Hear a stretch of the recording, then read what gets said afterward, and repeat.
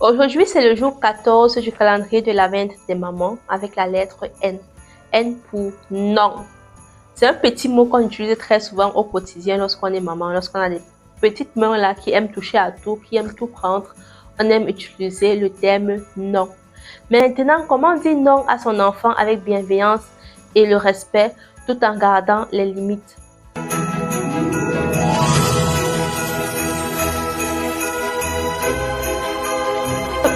Généralement, lorsqu'on parle de bienveillance, beaucoup de personnes pensent que être bienveillant, c'est supplier son enfant, c'est accepter tout, être laxiste sur tout. Pourtant, non.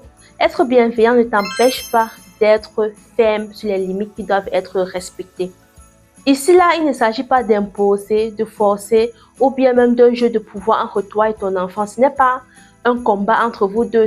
L'important ici n'est pas de savoir qui a gagné, qui a perdu. Dire non à ton enfant, c'est lui apprendre les règles, c'est lui apprendre ses limites et l'amener aussi à respecter ces règles-là, même si c'est difficile, peu importe les situations, ces règles-là doivent être respectées.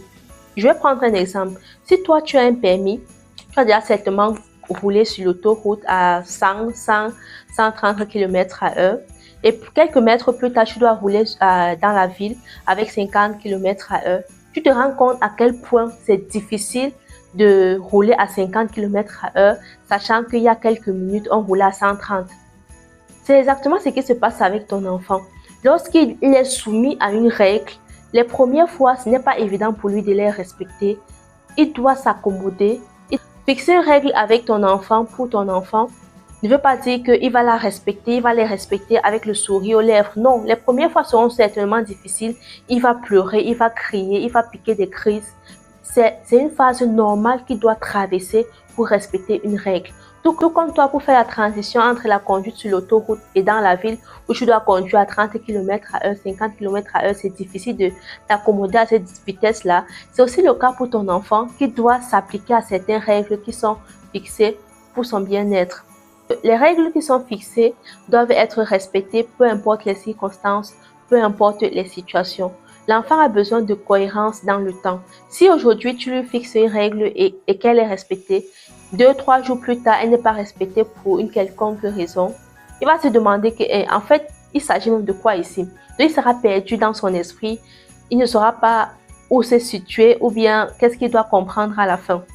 Je vais prendre un exemple.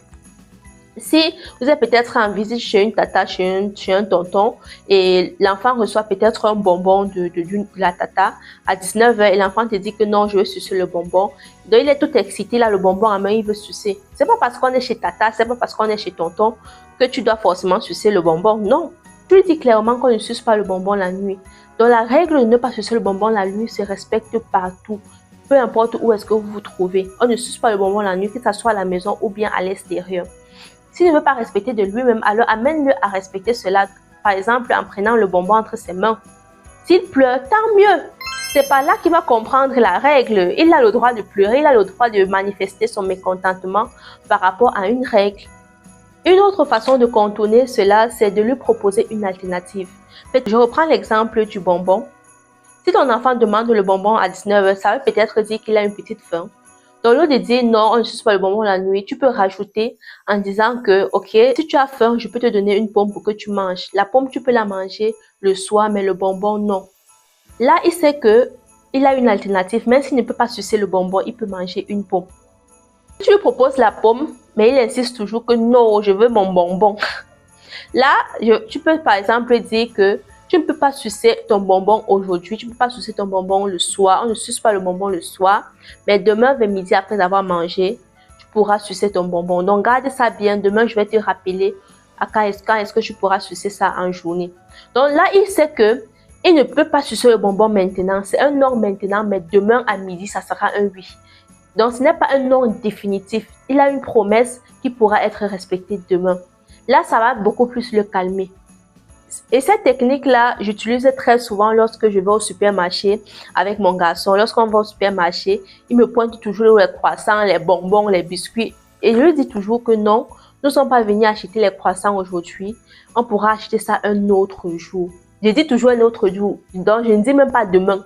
Parce qu'utiliser le terme demain, c'est faire une promesse que je ne suis pas sûre de respecter cela.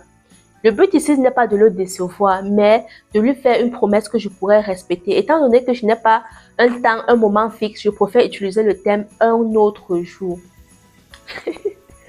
Si ton enfant est comme le mien qui n'oublie jamais là, c'est que si tu fais les promesses avec l'enfant et tu ne respectes pas, tu auras les problèmes. Donc, fais les promesses que tu sais que tu peux respecter. Une autre façon de poser des limites avec nos enfants, c'est de fixer les règles dans le temps. Je vais prendre un exemple. Tu peux dire à ton enfant, à ton adolescent, qu'en semaine, tu as le droit de visionner uniquement 1 heure. Ou bien, le week-end, tu as le droit de visionner 30 minutes.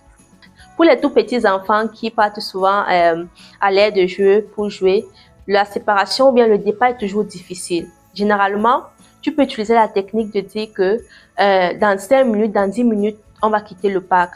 Bientôt, on va quitter le parc. Donc, au lieu de tout simplement spontanément dire à l'enfant que viens, on part, tu le prépares à ce que vous allez quitter le parc bientôt. Là, ça apprend aussi l'enfant la notion du temps. Poser les limites avec son enfant, c'est aussi lui expliquer l'enjeu des choses, les conséquences des choses. Je vais prendre un exemple. Si tu es en route en train de marcher avec ton enfant et il essaie de courir partout, tu as certainement avec le réflexe de dire hey, stop, on ne court pas ici. Mais sans toutefois lui donner la raison pour laquelle il ne doit pas courir en route. Toi, tu comprends, tu sais pourquoi il ne doit pas courir en route, mais lui, il ne sait pas. Tu sais que s'il court en route, une voiture peut le percuter. Maintenant, il faudra trouver les mots justes pour lui expliquer cela. Là, il comprendra les enjeux, il comprendra les conséquences. Peut-être il ne comprendra pas d'un coup, mais à force de répéter 1 fois, 2 fois, 3 fois, il va comprendre. Et souvent même, c'est lui qui va te rappeler que maman, tu as dit ceci, maman, on doit faire ceci, maman, telle chose. Donc, il sera même plutôt ton, ton policier. C'est lui qui va même t'imposer à respecter certaines règles que tu lui dis de respecter. Donc, nos enfants ont besoin de traverser cette phase de frustration-là pour comprendre les règles, pour comprendre leurs limites.